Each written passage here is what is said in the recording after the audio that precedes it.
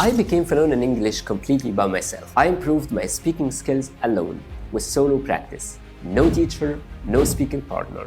In my entire English learning journey, I talked to a native speaker only twice. I had one free session with an English teacher, and I met a tourist here in Egypt by accident, and we had a small conversation. And if I could do it without living in an English-speaking country or having anyone in my family or friends who speaks English, then trust me, you can do it too. In today's video, I'm going to share with you 4 practical methods I use to improve my English speaking skills alone, so you can try them and become fluent too. It's definitely possible to reach a high level in English, B2, C1, or even C2 on your own. Especially now, in 2026, we have so many great resources around us. Let me tell you a little secret before we get into the steps. The reason 99% of English learners don't reach the level of fluency they want is not because they don't have a speaking partner or a teacher.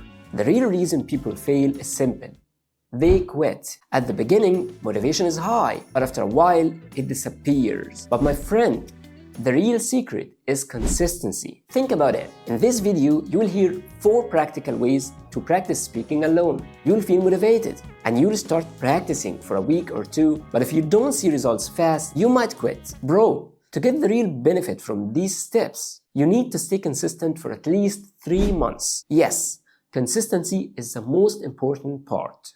Do these steps for 3 months and then measure your progress. You will be shocked by the results. One more thing, today's video is about improving speaking skills. But this is not everything you need to improve your English. This is just one part of the process. But to speak well, you have to work on your listening skills first. Listening every day, actively and passively, is the key. Reading also is very important to expand your vocabulary and learn grammar subconsciously. So when you speak, you use correct English without thinking about rules. Your word choice becomes more natural. Your English won't sound like a textbook, it will sound more like a native speaker. So don't forget, listening and reading every day are crucial. If you want to practice speaking for 10 minutes a day, then read for at least 20 minutes. And listen for at least 20 minutes. 80% of your English learning should be listening and reading, and 20% speaking and writing. 80% input and 20% output.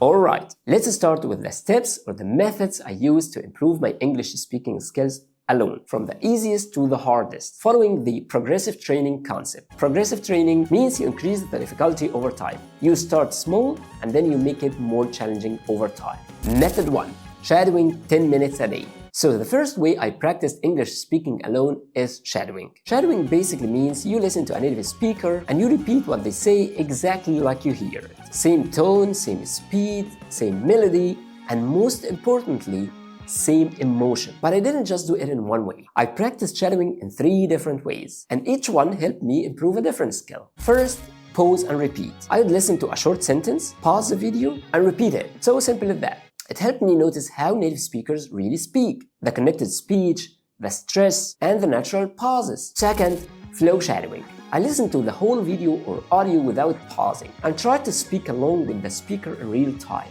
It was difficult at first, but it helped me develop fluency and natural rhythm. Even when I missed some words or phrases, I kept shadowing. Third, I started making small changes. And this is the creative part. After repeating the sentence, I start playing with it. I took one simple sentence and changed small things. Here's an example. The sentence, I like pizza. Watch how many sentences we can make. I like pizza.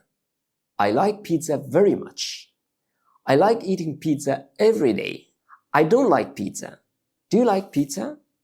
He likes pizza, but she doesn't. See, one tiny sentence becomes many sentences. Method 2. Journaling.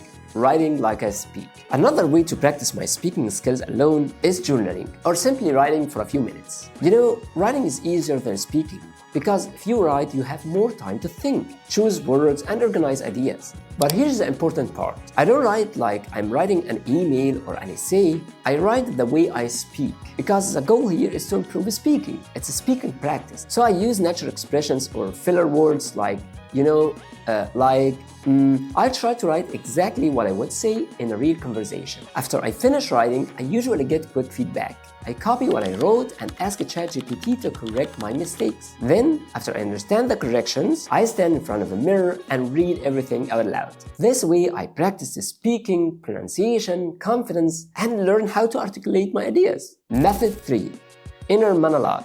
A monologue is when only one person is talking. So, an inner monologue is basically me talking to myself. When I first started, I mostly used describe everything around me method. But honestly, it got boring after some time because things around me don't change that much. So I started doing something more interesting. I put this in my ears and pretend I'm talking to someone else. I imagine one version of me talking to another version of me. It sounds funny, but it really works. And sometimes if I don't know what to talk about, I just summarize something I watched or read throughout the day. A YouTube video I watched or a chapter in a book I read. In the beginning, I tried to talk to myself just 5 minutes per day, then 10 minutes. Then, over time, it became a habit. Whenever I caught myself speaking or thinking in my native language, I remind myself, hey, only English, and immediately switch to English. Now, English just comes naturally. When I think about something, English is the first language that appears in my mind. And sometimes I forget if I was thinking in my native language or in English. You know what I mean?